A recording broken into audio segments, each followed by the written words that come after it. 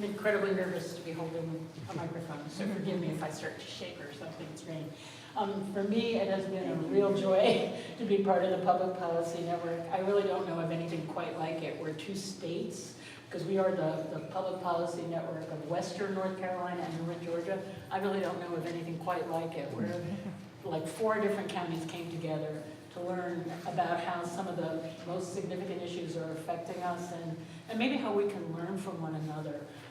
Our healthcare group felt that the opiate addiction crisis, from everything we're reading on the front pages, is really a compelling public health issue. Certainly it has a mental health component and a very, very dramatic component for those of us in Western North Carolina who feel that treatment is really hard to come by in our community. But one of the ways we think this issue most grabs your attention is in the areas of law enforcement, at least for those of us who are reading in the Cherokee Scout, and some of us who've had the good fortune of hearing our first speaker. We know that the opiate crisis is really having a profound effect on law enforcement. So today it is my honor to introduce to you Cherokee County Sheriff Derrick Palmer. He's going to give us his perspective on how the opiate crisis, going way back, has affected him for over 20 years in law enforcement. He brings to his job as Cherokee County Sheriff so many different experiences in law enforcement. He served as a bailiff. He's done courtroom security. He's been a dispatcher. He's worked at the jail. He's been a patrol officer, a shift sergeant. He helped create Cherokee County's first domestic violence response unit, and he's been certified as a SWAT operator. He also has been certified at Quantico to dismantle methamphetamine labs, clandestine methamphetamine labs. It scares me to think that you felt you needed to learn how to do that in Cherokee County. And another part of his life, he's helped create a gang resistance education program in middle schools in Cherokee County and has served as a school resource officer. This next step in his life made perfect sense to me. In 2004, he became an ordained minister, and ever since he's been involved in a pastoral ministry. I think a spiritual foundation may be necessary to do the work he's taken on. Since 2014, he was elected to the position of Cherokee County Sheriff. And maybe for reasons he's going to talk about, that seems to be one of the most hotly contested jobs you can go for in Cherokee County. We're really fortunate that he was reelected in 2018, and he is just a giant and a champion for dealing with issues of opiate addiction in our county, and we're so honored you're here. Thank you.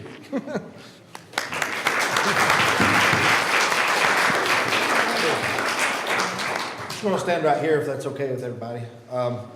Like I say, my name is Derrick Palmer. I am the Sheriff of Cherokee County, and you've heard all of those things that I've done, a lot of the things you don't care about. But what we're here today to talk about is the opioid crisis that we are facing. And one of the things they asked me to do was kind of talk about a little bit about the last 20 years and kind of how we got to where we are today and what we're facing. I will tell you that during that time frame that she was talking about, that I did serve as a regional commander for a multi-agency narcotics unit, and which served Cherokee Clay at different times, different counties, but all the counties involved was Cherokee, Clay, Macon, Graham, and Swain counties. And so we were regionalized to Western North Carolina, and I started working in that unit in the early 2000s and later became commander of that unit before I retired out of there and went to be the assistant chief of police, the school resource officers. But during that time, one thing I want to say is that the opioid situation that we're facing is not something that happened overnight. It's not something that is recent. It's not something that just popped up. As a matter of fact, in the early 2000s, through the drug unit, we were petitioning and lobbying legislators at that time in 2001, 2002 about this upcoming opioid crisis that we were getting ready to face and trying to enact laws, get funding, and things of that nature. Back in the early 2000s, I hate to say this way, but it's just the truth. Back in the early 2000s, the opioid issue had not hit the steps of the Capitol building in Raleigh yet. So the response back from Raleigh was that we're not issuing any money for that. We don't have a problem with that. Don't need resources for that. And so that's kind of how we got to where we are today. Now, people all across the state, from the coast to the mountains, are jumping up and down screaming about the opioid problems that we're facing, that we've been trying to get them to do something about for the last 20 years. And so it all started here. As you notice, most drug activity in the United States starts on the West Coast and kind of migrates across the United States. And typically what happens is, for whatever reason, in North Carolina and a lot of our eastern coast states, has a hard time foreseeing what's happening on the other side of the country and making a preparation for what's about to happen here. For some reason, they think what's happening over there doesn't happen here. But unfortunately, more often than not, it does. But what we're seeing now as a result of the opioid epidemic is we're seeing largely in part, and I can't put the entire blame on it, but what we see largely in part is many, many years of doctors overprescribing opioids to patients. Now, let me say this too, because I don't want this to be a doctor bashing event, because doctors find themselves in a precarious position of when people have pain and they have problems, the doctors are there to treat them. And so they're kind of in a catch-22 of, if I don't treat this patient, I'm putting myself in a liable place for not treating them. And then if I overtreat them, I'm putting myself in a liable place for overtreating them. And so that's kind of become the norm over the years, was doctors kind of had the attitude, generally speaking, of if a person is complaining of pain, we treat the pain. And that's kind of what we do as doctors. I can say now is that what we're seeing with our doctors, especially our local doctors now, is that we're seeing a proactive stance from our healthcare field. We're seeing a proactive stance from our medical field and our doctors understanding and recognizing that this is an issue and a problem, and creating policies and different things to help combat the opioid crisis that we're facing. So I don't want this to be a session that we're blaming doctors for everything that happened. I'm just saying that's one component of the things that have happened over the years. But the issue that we're facing now is this. The dam is broken and the water's gushing out. So what do? What do we do to help stop the flow? What do we do to help with the problem? I face a lot of criticism because I make this statement quite often, and people criticize me for making the statement, but it is a statement that I truly believe in, is that the drug issues and the drug problems that we face is not a law enforcement problem, it's a community problem, okay? And the reason I make that statement, and the reason I say that, is that law enforcement is a component of the answer. Law enforcement has their role, and there's things that law enforcement has to do to combat this problem, but it doesn't sit squarely on law enforcement's shoulders. It's an issue that we have to face not only with law enforcement, but also with the healthcare professionals, with our community leaders and community partners, and we have to face this problem as a community, and we have to deal with it as a community if we ever want to make any lasting changes on that. The cost of the opioid crisis, when you think about this, is much more than just crimes that's being committed. When we think about drug use and we think about the opioid issues that's going on out there, one of the things that pertains to law enforcement is that people want to go back and think about all the breaking and enters that occurs, the thefts that occur, the drug use, the crimes as a result of that, assaults and different things. And that is an issue with that, but it's cost our community a lot more than just crimes. When you think about what the opioid epidemic has actually cost our communities, you think about things such as monetary loss. And that's something we don't think about a lot when we think about the monetary loss to our communities.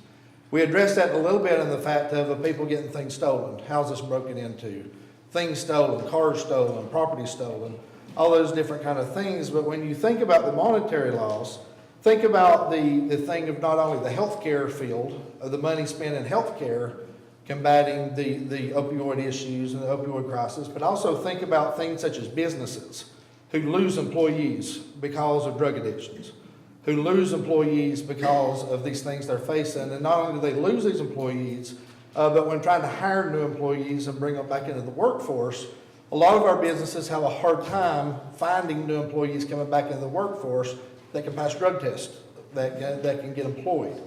And so that's a monetary issue that we face. Not only with that, but we are seeing more and more in Western North Carolina, especially what I see in Cherokee County, I can speak more to there than I can the rest of the part of North Carolina because that's what I see every day.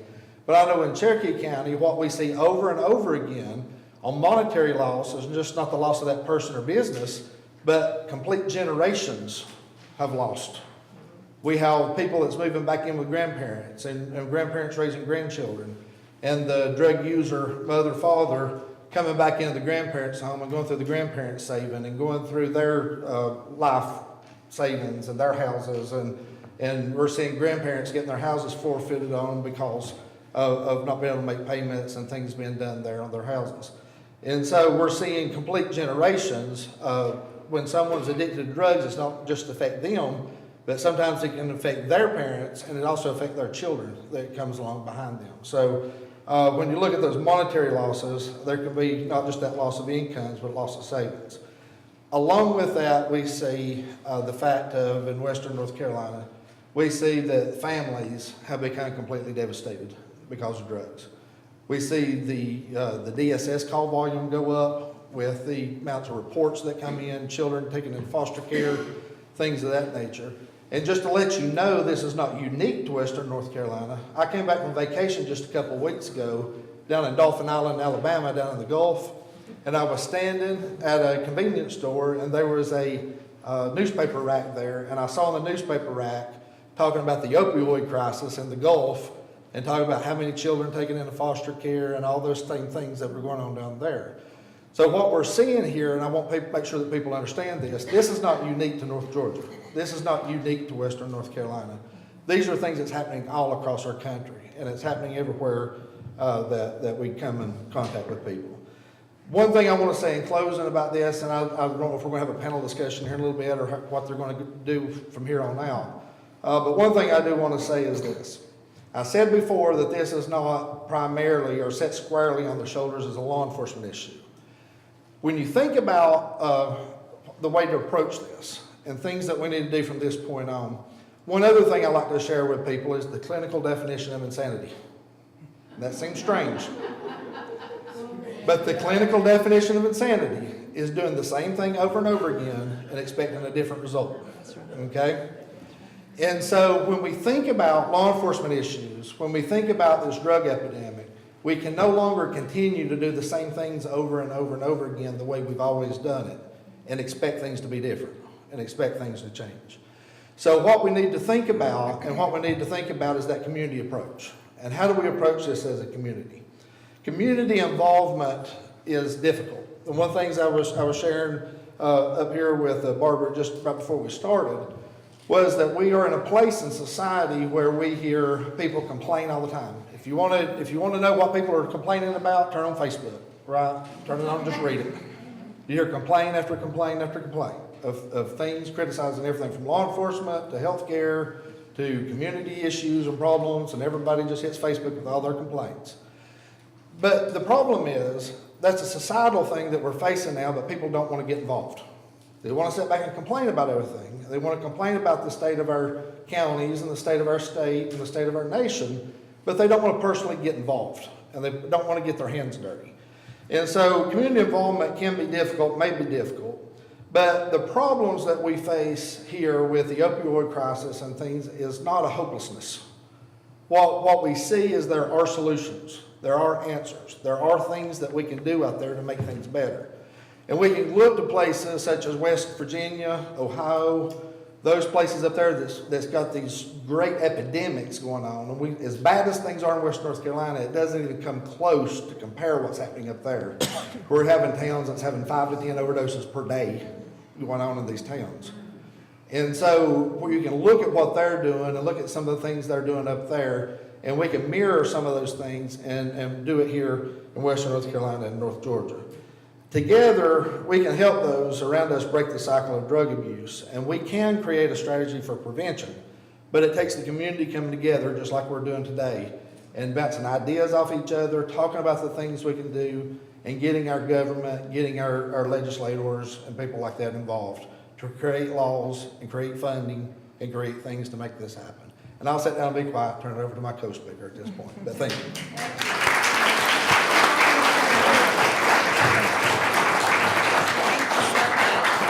I did want to make sure people knew that we will have question and answer and discussion after Barbara's presentation. Okay, thank you. Thanks, Sheriff. Appreciate that. How many here are from the North Georgia area? Specifically the Enotah Circuit, which consists of Union and Towns County is North Enotah, and that's the circuit that I represent. And then my sister circuit is South Enotah, which is over the mountain. We have that mountain range that divides us, which is why we have to have two separate drug courts. But Lumpkin County and White County are also in our circuit. Specifically, Union and Towns County, we, along with 150 other circuits, took what you were saying, Sheriff, to heart. And it started 12, 15 years ago, actually, in the state of Georgia. We don't want to repeat mistakes. We don't want to continually just spin our wheels. We have to do something to deal with this issue, because, not pointing fingers at anyone, but how many of us in this room have been affected in one way or another with opiate/drug addiction? I have. I think just about almost, maybe at least 3/4 of the room raised their hand. It's a problem that affects us all, not necessarily if we are the addict ourselves, but if our family member, our neighbor, our friend, we've been a victim of a crime which was a repercussion of drug addiction. I wouldn't even want to guess what the actual percentage is of crime, especially in our circuit, is related to drug addiction, but I can pretty much say it's at least 3/4 of our crime has some drug addiction involvement. We are North Enotah Drug Court, and we are the adult felony accountability court portion of the accountability courts in our circuit. We have the adult felony, which is mine. We have mental health. We have family treatment court. And those particular courts are very specific in the type of crime that we actually work with. Mine do have to have, my participants do have to have a felony charge, not a conviction necessarily, although some of my participants have had numerous convictions. Some have never had a conviction before. This is their first felony and they're scared to death. They don't want to go to prison and they want to get out of jail. What our whole, what we are striving to do as a drug court is devoted towards changing lives, and is for the betterment of our society and of our community. We want our participants to become productive citizens, and we're really doing that. Not everybody is going to drink the Kool-Aid, but a majority of our people eventually do start working very hard towards becoming a productive citizen and to have a sober life. So we can help. This is my judge, Judge Stanley Gunter, and myself, and we are actually in this picture at a graduation. We try to have graduations quarterly. Sometimes we do, sometimes we don't. It's according to how people are doing. But we do go out of our way to have wonderful graduations because it is an awesome event, because the people who are in drug court have finally, over a 2-year period minimum, have finally graduated. I equate it to an associate's degree because it takes a lot of hard work, like you're going for an associate's degree in college. Entry is voluntary. We are not mandating, but the judge does have that ability to mandate if he or she sees fit. We have just had our first female Superior Court judge brought in, and she will be, I think it's on the 14th, she is going to be sworn in to the Superior Court. So she's actually going to take over drug court from Judge Gunner, and Judge Gunner has now just become chief judge. This is an alternative to incarceration. Anyone who wants to learn the tools to become a clean and productive citizen can be offered drug court. Typically, I get a referral, and or their attorney will approach them and say, you're a good candidate for drug court. Sometimes they turn it down at first because it's overwhelming. It's sort of like what our judge says, it's like drinking water from a fire hydrant. It's just hitting you in the face and you just don't know what to do with it. But a lot of times they start looking at their options and say, you know what, this might be a good option for me. But they have to have a minimum 18 to 24 months towards the program. Upon successfully completing the program, cases may be dismissed or have the sentence modified. Not all of them are that way. Some of them do have to continue with a sentence, but the modification is possible. And we do have several cases that a participant can come into the program. It's their first felony charge, and if they successfully complete this program, their felony will be forgiven. That's not all cases. That is the, like I said, the cases that they actually have never had a felony charge or never had a felony against them in the past. Okay, these are the target population. You can be anywhere from age 17 to 107. It doesn't matter. And my average age is about 31. Typically, someone has to fall on their face pretty hard and lose everything before they realize maybe it's time for me to change my life. But with opiates especially, a lot of times it actually started because of an athlete who was in pain a lot, or a surgery and injuries that just consistently offered pain, and pain management was the medication was the option. And then once the prescription stopped, the medication stopped and the pain continued. Or maybe the pain was gone, but in their minds, they needed this, or in their chemistry makeup, they started needing this, requiring this to survive. And so with that addiction, they start looking for other ways to self-medicate at that point. And self-medication can be anything from buying pills on the street, which I think you can get a hydrocodone for about $7 to $10 a pop. That gets expensive when you need at least one a day, and some people take a lot more than that a day. Also, they start going to heroin. Heroin's a big deal now. It's about $5 a pop for heroin, and the younger kids are typically going towards that.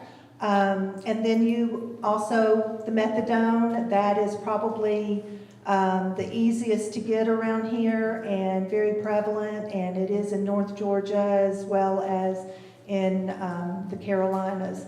But with all of that being said, our court specifically targets those who are medium to high risk, medium to high need, and that is they are true addicts. Not someone, and I have recently turned down about 3 people who have had this offer to them, but they would not admit to me that they're an addict, and I cannot bring in someone that is going to bring the rest of my participants down.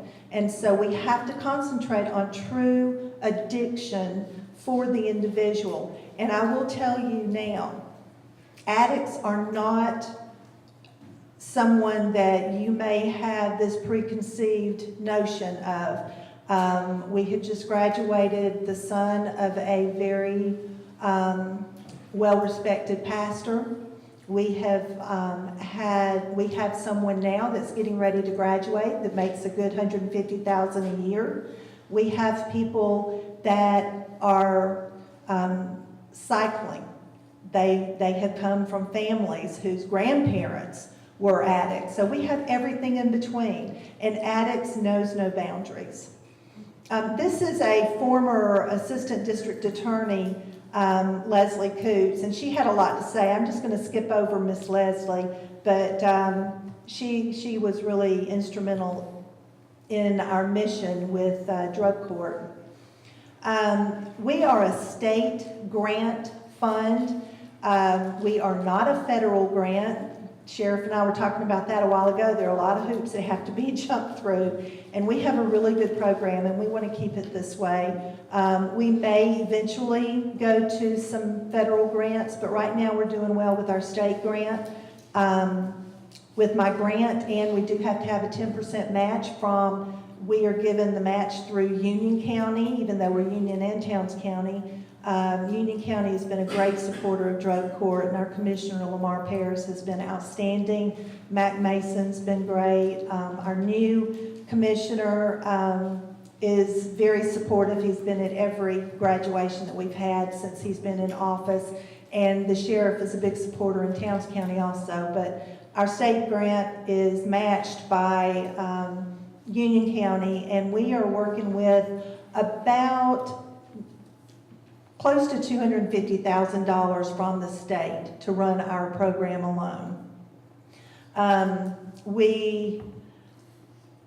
Again, our objection is to fight substance abuse and the behaviors. We are a judicious, I can't even say it. The court system is actually overseeing the program. Judge Gunter is our judge. These participants go before the judge every other week. And in the meantime, they are taking classes, and they are doing random drug screenings. They also do have surveillance officers that come to their homes, and these surveillance officers are deputy sheriffs from both counties. They have to have arrest power because our participants give up their Fourth Amendment rights to come into our program, and they do it voluntarily. They sign a contract, and we have the right to search in their home without their permission whenever we feel the need to, and we do it randomly. We average 2 to 3 times a month, and I hand select the law enforcement officers that work on our team. They are gentlemen and ladies. They don't barge in. They knock at the door. If no one comes to the door, they call, they text, they do everything, and the participants get to know our law enforcement officers too. But they will eventually get in, and if it takes a long time, there's typically a red flag. But there's a lot of rules there, and our law enforcement officers have the right to screen them on site.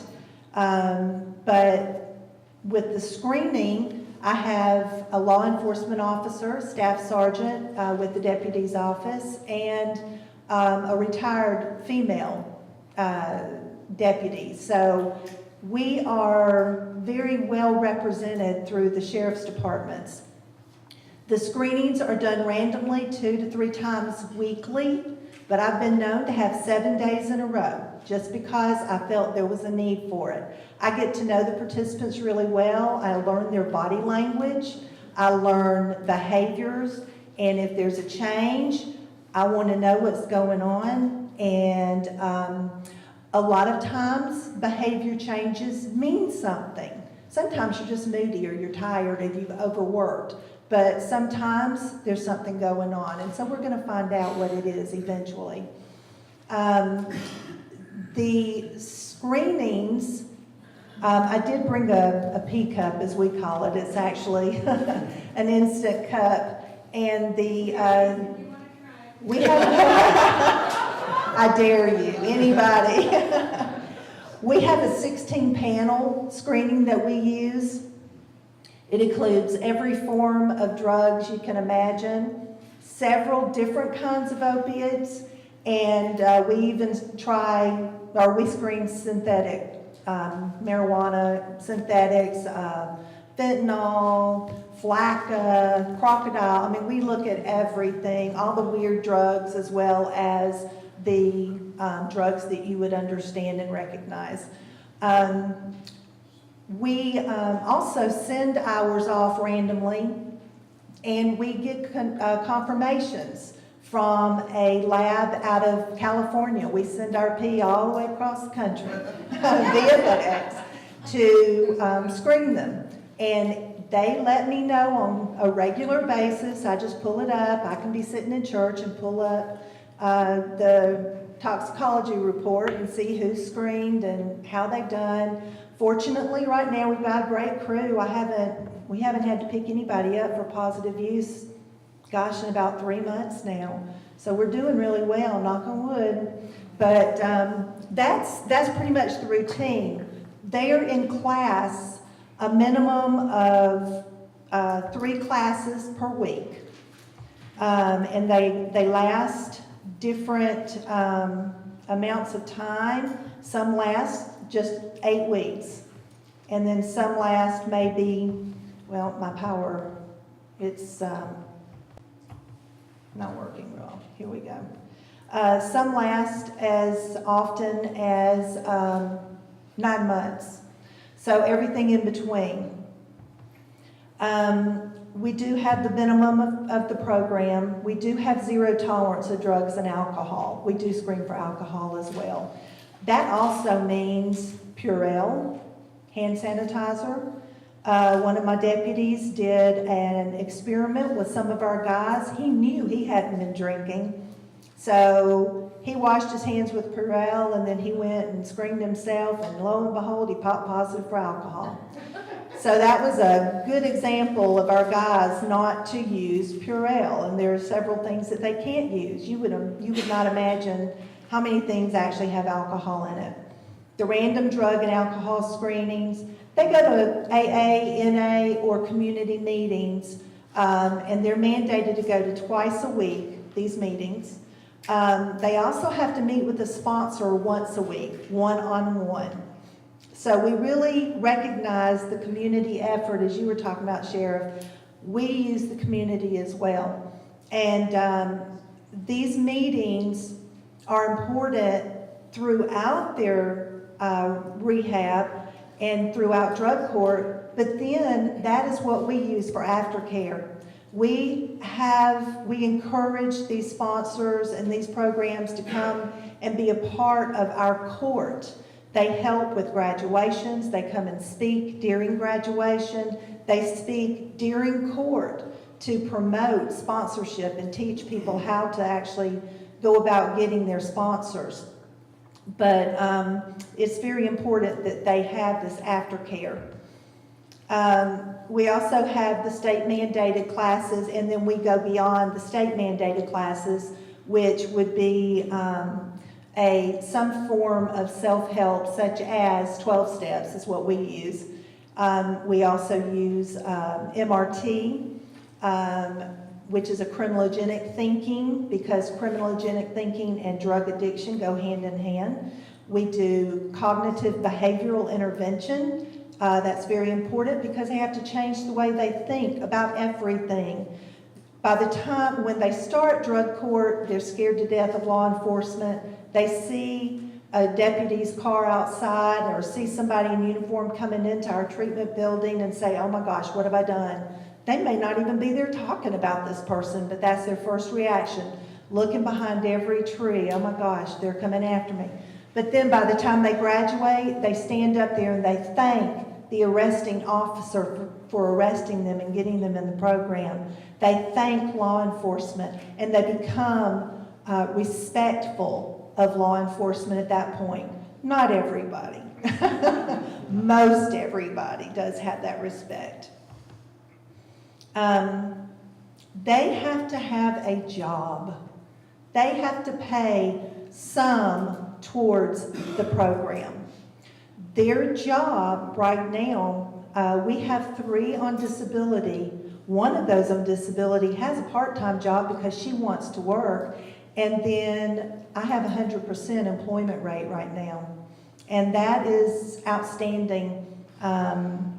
There are jobs out there, and people in our community have come to respect our program, and they understand that it's a win-win situation because the employers are looking for people who are going to pass drug tests, but they're also realizing that we're giving more drug screenings than they ever could think about. Plus, ours are much more strict, and we have law enforcement supporting us, and we have the judges supporting us. So my goodness, it is a win-win for employers. Plus, if they do not have their GED or high school diploma at least, they do have to be working on that as well. And right across the street from our building is the GED building. We also have a lot of people that have graduated college. We have people that have had some college. So we've got all kinds of participants in our program.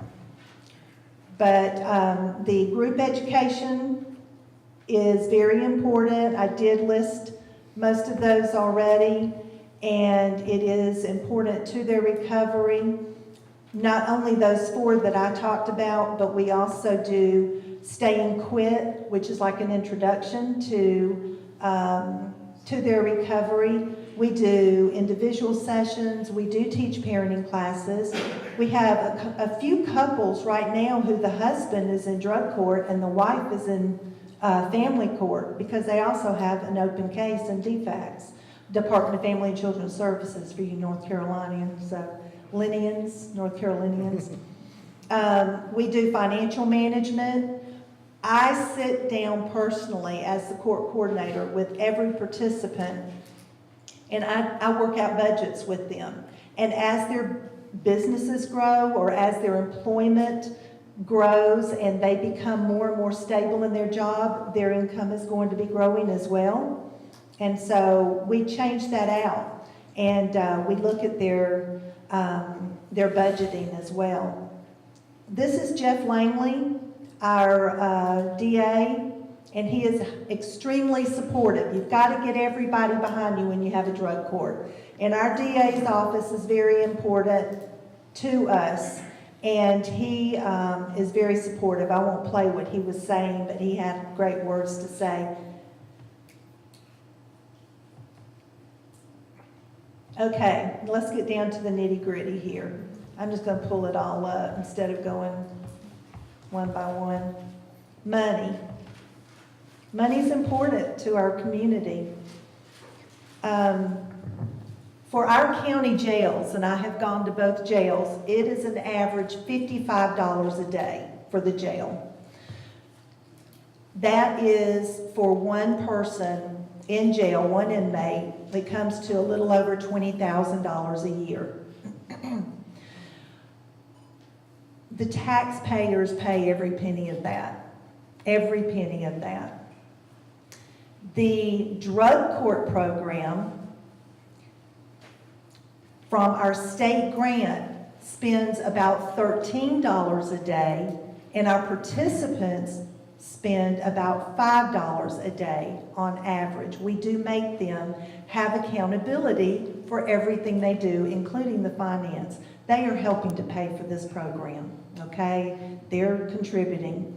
So per year, the taxpayer through our state grant is paying about $47.45 a year, okay? That comes to about a little over $1,300 for the 2 years that it takes to be in drug court.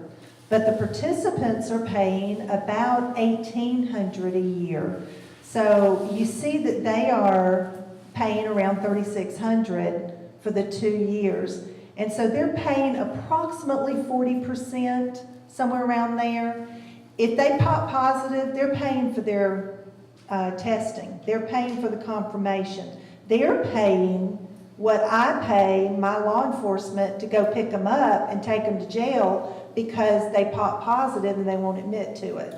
So we do have jail time as a sanction, by the way. Our first graduation was June 11th, 2015. Since then, up to August 16th, which is in less than 2 weeks, we will have graduated 47 graduates in drug court successfully.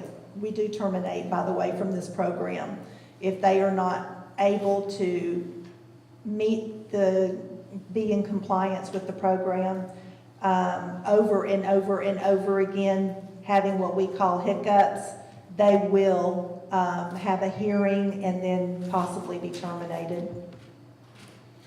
We have a 72 success rate with approximately 28% recidivism rate in our program.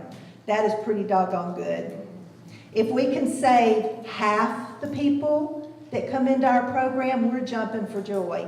But we're helping right at 72% be successful. I'm not saying they're perfect citizens, but I don't think I am either. I have been known to step on the gas a little too heavy, especially between my office and the jail and the courthouse. But that's in Georgia, not in North Carolina. I wouldn't dare do that in North Carolina. But these are felony charges. 72% of our participants never have received another felony charge. So that's pretty good, I think. This is Judge Gunner, and I'm going to let him tell you why he feels drug court is so important and why he actually was interested in becoming a judge for drug court. We have a little technical issue here, so we're going to have to take this off.